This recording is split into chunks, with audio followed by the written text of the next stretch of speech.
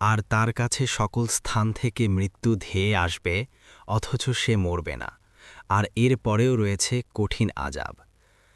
18 যারা তাদের রবের সাথে কুফরি করে তাদের আমলসমূহের দৃষ্টান্ত হল এমন ছাইয়ের মতো, প্রবল ঘূর্ণিঝড়ের দিনে বাতাস প্রচণ্ড বেগে যা বহন করে নিয়ে যায়।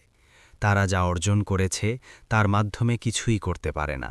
এ তো ঘোরতর বিভ্রান্তি।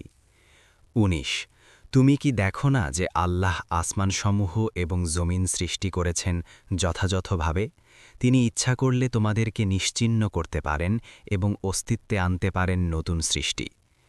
২০ আর এটা আল্লাহর জন্য মোটেই কঠিন নয়।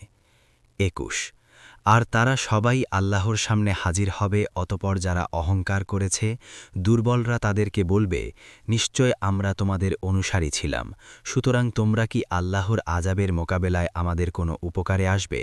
তারা বলবে, যদি আল্লাহ আমাদের হেদায়েত করতেন তাহলে আমরাও তোমাদের হেদায়েত করতাম।